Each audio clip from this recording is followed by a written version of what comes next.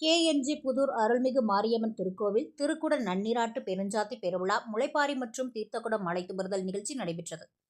கோவை காசி நஞ்சை கவுண்டன் புதூர் அருள்மிகு மாரியம்மன் திருக்கோவில் திருக்குட நன்னீராட்டு பெருஞ்சாந்தி பெருவிழாவின் ஒரு பகுதியாக சுப்பிரமணியம் பாளையம் அருள்மிகு மாரியம்மன் திருக்கோவிலில் இருந்து முளைப்பாரி மற்றும் தீர்த்தக்குடம் அழைத்து வருதல் நிகழ்ச்சி நடைபெற்றது. இதில் மேளதாளங்கள் முழங்க கிடாய், நடன குதிரை நடனத்துடன் தீர்த்தக்குடம் மற்றும் முளைப்பாரி கோவிலுக்கு அழைத்து வரப்பட்டது.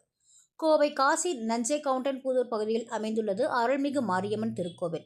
இக்கோவிலில் விநாயக பெருமான், முருகப்பெருமான், ஆதி நாராயண பெருமாள், அபிராமி உடனமர், அமிர்த கடேஸ்வரர் உள்ளிட்ட பரிவார தெய்வங்கள் அருள்பாலித்து வருகின்றன.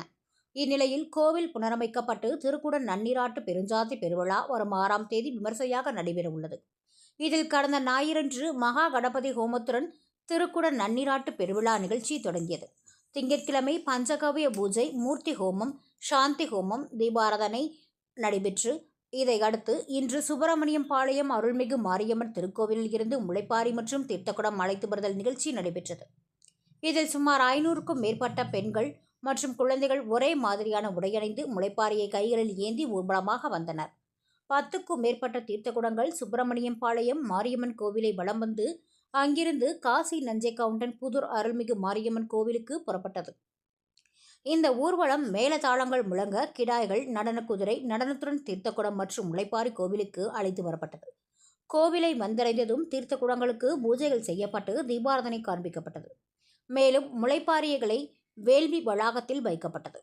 தொடர்ந்து ஆயிரக்கணக்கானவர்களுக்கு அன்னதானம் வழங்கப்பட்டது. இந்நிகழ்வில் சுற்று வட்டாரங்களில் இருந்து திரளான பக்தர்கள் கலந்து கொண்டனர். தொடர்ந்து மாலை முதற்கால வேள்வி பூஜைகளும், புதன்கிழமை 2ஆம் கால வேள்வி மற்றும் 3ஆம் கால வேள்வி யாகங்களும் நடைபெறவுள்ளது.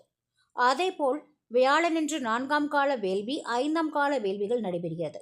வெள்ளிக்கிழமை 6ஆம் கால வேள்வியை தொடர்ந்து ராஜகோபுர கலசங்களுக்கு புனித நீர் ஊற்றப்பட்டு திருக்குட நன்னீராட்டு பெருவிழா நடைபெறவுள்ளது. இதற்கான ஏற்பாடுகளை கோவில் நிர்வாகிகள் மற்றும் பொதுமக்கள் செய்திருந்தனர்.